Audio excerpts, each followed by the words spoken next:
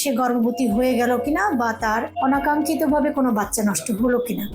মাসিক অনিয়মিত হওয়া বা দেরিতে হওয়া এটা আমাদের অনেক মেয়েদেরই আছে, যারা মানে এই সমস্যাটার জন্য ডাক্তারের কাছে আসাটা অনেক তাদের একটা মনে হয় যে বিরাট একটা কাজ, আবার যাব না এই মনে করে এই যে দেরিতে মাসিক হওয়া এটা নিয়ে ঘরেই বসে থাকে। কিন্তু এটার পিছনে অনেক কারণ থাকতে পারে, একটা দুটো কারণ না। তো আসি আমরা কি কি কারণ হতে পারে। প্রথমত, কোনো ম্যারিড মেয়ের যদি মাসিক দেরিতে হয় তাহলে প্রথমে কিন্তু আমরা ধারণা করব যে সে কি গর্ভবতী হয়ে গেছে কিনা। যদি এমন হয় যে অনেক দিন 2 মাস মাসিক বন্ধ থাকার পরে আবার মাসিক হচ্ছে, অবশ্যই এটা মাসিক হচ্ছে নাকি বাচ্চা পেটে আসার পর সেটা নষ্ট হয়ে ব্লিডিং হচ্ছে, সেটা অবশ্যই আমাদের কাছে আসতে হবে এবং আমরা ইভালুয়েশন করে দেখব, পরীক্ষা করে দেখব। প্রথম কারণ তাহলে একটি ম্যারিড মেয়ের জন্য যে সে গর্ভবতী হয়ে গেল কিনা বা তার অনাকাঙ্ক্ষিতভাবে কোনো বাচ্চা নষ্ট হলো কিনা। পরবর্তীতে আসি যে টিনেজদের অনিয়মিত মাসিকের প্রধান কারণ বা দেরিতে মাসিক হওয়ার প্রধান কারণ হচ্ছে হরমোনাল ইমব্যালেন্স বা হরমোনাল চেঞ্জ, পরিবর্তন। তো এটার জন্য অবশ্যই তার কিছু ইভালুয়েশন থাকতে হবে।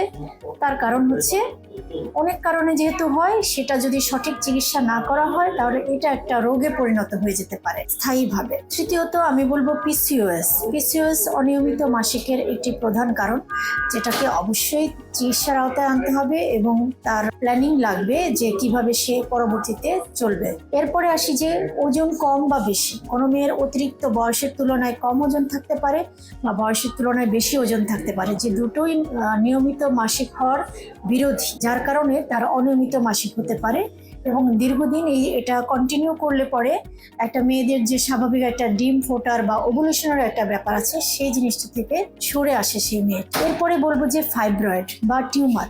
কারো যদি ফাইব্রয়েড বা টিউমার জাতীয় কোনো রোগ পেটের ভেতর থাকে বা জরায়ুতে থাকে, সেটা কিন্তু এভাবেই জানান দেয় যে মাসিকটা দেরি করে হবে অথবা প্রচুর ব্লিডিং হবে। যখন হবে কোনো প্রকার ব্যথা থাকে না, আর ব্যথা থাকে না বলেই আমাদের মেয়েরা কিন্তু আমাদের কাছে আসতে চায় না।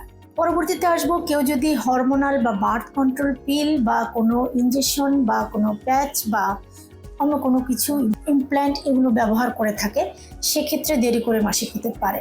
তাহলে কতগুলো কারণ বললাম, প্রতিটি কারণই কিন্তু গুরুত্বপূর্ণ এবং প্রতিটি কারণের পিছনে আরো অনেকগুলো কারণ আছে যেগুলোকে আমাদের চিকিৎসার আওতায় আনতে হবে। সাধারণত মাসিক আমরা 28 থেকে 30 দিনে ধরি যে নর্মাল। যদি কারো 30 দিনের জায়গায় 35 দিন হয়ে যায়, যে 35 দিন পর পর মাসিক হচ্ছে বা 35 দিনেরও বেশি পর মাসিক হচ্ছে, তাহলেই তাকে বলতে হবে এটা দেরিতে মাসিক হওয়া বা অনিয়মিত মাসিক হওয়া। তাকে আসতে হবে আমাদের কাছে এবং জানতে হবে তার এই কারণটা কি এর পেছনে। So good.